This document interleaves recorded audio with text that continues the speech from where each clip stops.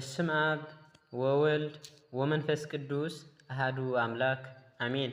ሰላም አምላክ ምሳኹም ይኹን። ክቡራት ኣሕዋትን ኣሓትን ደቂ ተዋህዶ ከመይ ውዒልኩም? ኣነ ሰላም እየ እግዚአብሔር ይመስገን። እሺ ከም ዝፍለጥ ኣብ ዝሓለፈ ንባብ ሮሜ ክሳብ ምዕራፍ 6 ሪእናዮም ኣለና። ሎማዓንቲ ድማ ምዕራፍ 7 ምዕራፍ 8 ሕፅር ሕፅር ዝበላ ሒዝልኩም መፅእ ኣለኹ። ነዚ ቻናል ሓደሽ ዝኾንኩም ሳብስክራይብ ብምግባር ቤተሰብ ኩኑ። ተኸታተልታይ ዝኾንኩም ድማ ይኽብርልየና ወልኩ። ከምቲ ልሙድ ነዚ ቪድዮ ብላይክ ጀምርዎ፣ ሼር ድማ ኣይትረስዑ። ከምኡውን ሃናፅ ርኢቶኹም ኣይፈለየን እናበልኩ ናብኡ ከብለኩም ሮሜ ምዕራፍ 7 እንታይ ኢሉ ዝጅምር? ካብ ሕጊ ሓራም ምዃን ኢሉ ዝጅምር። ኣሕዋተይ ሕጊ ንዝፈልጡ እየ ዝናገር ዘለኹ እሞ ሕጊ ንሰብ ዝገዝኦ ብሂወቱ ክሳዕ ዘሎ ጥራሕ ምዃኑ ዶ ኣይትፈልጡን ኢኹም? ሰበይቲ ሰብኣያ ብሂወቱ ክሳዕ ዘሎ ብሕጊ ምስኡ እስርቲ እያ። ሰብኣያ እንተሞተ ገና ካብቲ ዝተኣሰረትሉ ሕጊ ፍትሕቲ እያ እምበኣር ሰብኣያ ብሂወቱ እንተሎ ንኻሊእ ሰብኣይ እንተኾነት ዘማዊት እያ ትበሃል። ሰብኣያ እንተሞተ ግና ካብቲ ሕጊ ሓራ ወፅያ እያ እሞ ንኻሊእ ሰብኣይ እንተተመርዐወት ዘማዊት ኣይኮነትን። ስለዚ ንእግዚአብሔር ፍረ ምእንቲ ክነፍሪ ንስኻትኩም እውን ኣሕዋተይ ንኻሊእ ነቲ ካብ ሞት ዝተሰአ ክርስቶስ ምእንቲ ክትኮኑ ብናይ ክርስቶስ ስጋ ካብ ሕጊ ሓራ ወፂኹም ኢኹም። ኣብቲ ብስጋ እንነብረሉ ዝነበርና ግዜ ብሕጊ ተለዓዒሉ ድሌት ሓጢኣት ኣብ ስጋና ይሰርሕ ነበር እሞ ንሞት ዝኸውን ፍረ ኣፍረና። ሕዚ ግና ብቡሊ ናይ ሕጊ ጽሑፍ ኣነባብራ ክንክተል ዘይኮነስ ብመንፈስ ዝኾነ ብሓድሽ መንፈሳዊ ህይወት ክነገልግል ካብቲ ኣሲሩና ዝነበረ ሕጊ ሞይትና ካብኡ ተፈታሕና። ሕግን ሓጢኣትን እንታይ ደኣ ክንብል? ሕጊ ሓጢኣት እዩ ዲና ክንብል ኣይንብልን። ብዘይ ሕጊ ንሓጢኣት ኣይምፈለጥክዎን ነይረ። ሕጊ ዘይገንዘብካ ኣይትመነ እንተዘይብል ንትምኒት ፈጺመ ኣይምፈለጥክዎን ነይረ። ሓጢኣት ብዘይ ሕጊ ሞት እዩ። ሓጢኣት ግና ነቲ ትእዛዝ ምኽንያት ብምግባር ክፉእ ትምኒታት ኣለዓዓለለይ። ኣነ እውን ቀደም ሕጊ እንታይ መፀ ህያው ነበርኩ። ትእዛዝ ምስ መፀ ግና ሓጢኣት ህያው ኮነ፣ ኣነ ከዓ ሞትኩ። እቲ ህይወት ከምፅእ ዝተዋሃበ ትእዛዝ ንኣይ ንሞት ኮነኒ። ሕጊ ንሓጢኣት ምኽንያት ኮይንዎ ብትእዛዝ ኣስሒትኒ እዩ እሞ ኣስሓተኒ እሞ ብኡ እውን ቀተለኒ። እምበኣር እቲ ሕጊ ቅዱስ እዩ፣ እቲ ትእዛዝ እውን ቅዱሱን ጻድቕን ሰናይን እዩ። እቲ ሰናይ ድዩ ደኣ ንኣይ ሞት ዘምፅኣለይ ኣይፋሉን። ሞት ዘምፅኣለይስ ሓጢኣት እዩ። ሓጢኣት ምዃኑ ምእንቲ ክግለጽ በቲ ሰናይ ገይሩ ሞት ኣምፂለይ። በዚ ከዓ እቲ ሓጢኣት ብምኽንያት ትእዛዝ ፍጹም ሓጢኣት ከም ዝኾነ ምእንቲ ክግለጽ እዩ። ኣብ ህይወት ሰብ ዘሎ ቅልስ ሕጊ መንፈሳዊ ምዃኑ ንፈልጥ ኢና። ኣነ ግና ንሓጢኣት ዝተሸጥኩ ስጋዊ ሰብ እየ። ነቲ ዝገብሮ ኣይፈልጥን እየ፣ ነቲ ዝጸልኦ እየ ዝገብሮ ዘለኹ እምበር ነቲ ዝደልዮ ኣይኮንኩን ዝገብሮ ዘለኹ እሞ ኣነ ነቲ ዘይደልዮ ካብ ዝገብር ግና እቲ ሕጊ ሰናይ ምዃኑ ንምስክር ኣለኹ። እምበኣር እቲ ኣባይ ሓዲሩ ዘለዎ ሓጢኣት እዩ ዝገብሮ ዘሎ እምበር ኣነ ኣይኮንኩን። ሰናይ ንምግባር ደኣ ድልየት ኣለኒ እምበር ሰናይ ግብርስ የብለይን። ስጋዊ ስለ ዝኾንኩ ጽቡቕ ስራሕ ኣባይ ከምዘየለ እፈልጥ እየ። ነቲ ክገብሮ ዝደልዮ ሰናይ ዘይኮነስ ነቲ ክገብሮ ዘይደልዮ ነገር እየ ዝገብር ዘለኹ። ነቲ ኣነ ዘይደልዮ ዝገብሮ ካብ ኮንኩ ግና ድሕሪ ሕዚ እቲ ኣባይ ሓዲሩ ዘሎ ሓጢኣት እዩ እምበር ኣነ ኣይኮንኩን ዝገብሮ ዘለኹ። እምበኣር ኣነ ነቲ ሰናይ ክገብር እናደለኹ ኣብ ልዕለይ እዚ ሕጊ ክፉእ ኣምፂኡለይ ረኸብክዎ። ኣብ ውሽጠይ ብሕጊ እግዚኣብሔር ደስ ይብለኒ እዩ፣ ግና ምስ ሕጊ መንፈሰይ ዝዋጋ ናብቲ ኣብ ሰብነተይ ዘሎ ሕጊ ሓጢኣት ኣቢሉ እውን ዝማረኸኒ ካሊእ ሕጊ ይረአ ኣለኹ።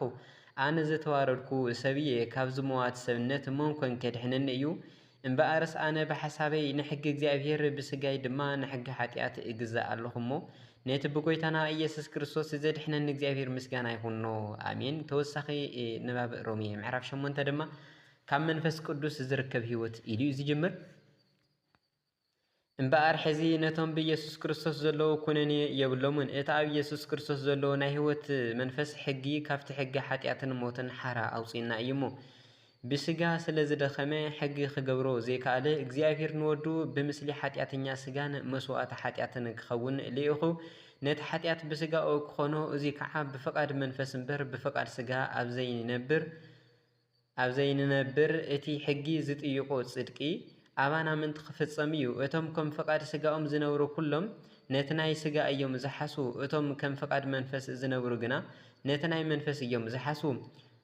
ስጋውን መንፈሳውን ሓሳብ ናይ ስጋ ነገር ጥራሕ ምሕሳብ ሞት እዩ ናይ መንፈስ ነገር ምሕሳብ ግና ህይወትን ሰላምን እዩ እቲ ሓሳብ ስጋ ንፈቃድ እግዚአብሔር ዝጻረር እዩ እሞ ነቲ ሕጊ እግዚአብሔር ኣይግዝኦን ክግዝኦ እውን ኣይኽእልን እዩ እቶም ብስጋ ዘለው ንእግዚአብሔር ክሕግስዎ ኣይኽእሉን ንስኻትኩም ግና መንፈስ እግዚአብሔር ብርግጽ ሓዲርኩም እንተደኣ ኮይኑ ብመንፈስ እምበር ብስጋ ኣይኮንኩምን ዘለኹም እቲ መንፈስ ክርስቶስ ዘይብሉ ሰብ ናይ ክርስቶስ ኣይኮነን ክርስቶስ አባኻትኩም እንተሃልዩ ግና እቲ ስጋኹም ብሰንኪ ኃጢአት ምዉት እንተኾነ እኳ እግዚአብሔር ስለ ዘጽደቀኩም እቲ መንፈስኩም ህያው እዩ ናይቲ ንኢየሱስ ካብ ሞት ዘተንስኦ መንፈስ አባኻትኩም ሓዲሩ እንተሃልዩ ግና እቲ ንኢየሱስ ክርስቶስ ካብ ሞት ዘተንስኦ ንሱ ነቲ መዋቲ ስጋኹም እውን ቤት አባኻትኩም ሓዲሩ ዘሎ መንፈሱ ገይሩ ህያው ክገብሮ እዩ እምበር ከስ አሕዋተይ ዕዳ ኣለና ግና ከም ፈቃድ ስጋ ክንነብር ንስጋስ ኣይኮንናን ከም ፈቃድ ስጋ እንተነበርኩም ክትሞቱ ኢኹም ነቲ ተግባራት ስጋ ብመንፈስ እንተቀቲልኩምዎ ግና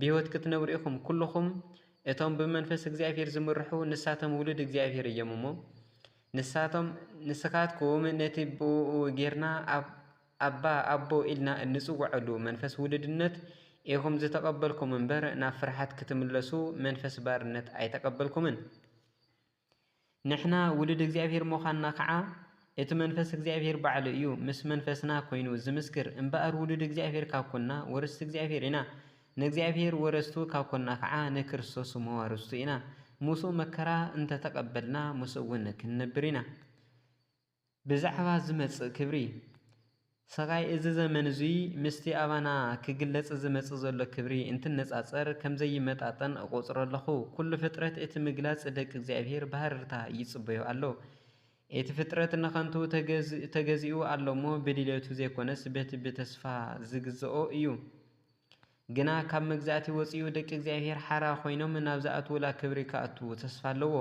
ኩሉ እቲ ፍጥረት ምሳና ኮይኑ ቅልውላው ሒዝዎ ክሳዕ ሕዚ ይግዕር ከም ዘለዎ ንፈልጥ ኢና ፍጥረት ጥራሕ እውን ኣይኮነን ንሕና ነቲ ቀዳማይ ፍረ መንፈስ ቅዱስ ዝተቀበልና እውን ናይ ስጋና ምድሓን ዝኾነ መሰል ውልድነት እናተጸበና ብውሽጥና ንግዕር ኣለና በዚ ተስፋ እዙይ ኢና ድሒና ዘለና እሞ ነቲ ዝረአ ተስፋ ምግባር ተስፋ ኣይኮነን ነቲ ዝሪኦ ተስፋ ዝገብርከ መን ኣሎ ነቲ ዘይሪኦ ተስፋ እንተገበርናዮ ግና ብትዕግስቲ ንጽበዮ መንፈስ ቅዱስ ብድኻምና ይሕግዘና እዩ ከመይ ጌርና ክንጽሊ ከም ዝግበአና ኣይንፈልጥ ኢና ስለዚ እቲ መንፈስ ባዕሉ እዩ ብዘይንገር እህታ ዝማልደልና እቲ ልቢ ዝምርምር እግዚአብሔር ናይ መንፈስ ቅዱስ ሓሳብ እንታይ ከም ዝኾነ ይፈልጦ እዩ መንፈስ ከም ፍቃዱ እግዚአብሔር ምእንቲ ቅዱሳን ይማልድ እዩ እሞ ነቶም ንእግዚአብሔር ዝፈትውዎን ከም ፍቃዱ እውን ንዝተጸውዑን ኩሉ ነገራት እግዚአብሔር ንሰናይ ከም ዝገብረሎም ንፈልጥ ኢና ንሱ ንብዙሓት ኣሕዋት በኽሮም ምእንቲ ክኸውን ነቶም ኣቀዲሙ ዝሓርዮም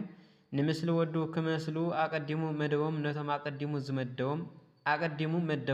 ኣቀዲሙ ዝመደቦም ንኣቶም ከዓ ጸውዖም ነቶም ዝጸውዖም ድማ ኣጽደቆም ነቶም ዘጽደቆም እውን ኣክበሮም ፍቅሪ እግዚአብሔር እምበኣር ብዛዕባ እዚ ነገር እዚ እንታይ ክንብል ኢና እግዚአብሔር ምሳና ካብ ኮነኸ መን እዩ ዝቃወመና ንወዱ እኳ ምእንቲ ኩላትና ኣሕሊፉ ሃቦ እምበር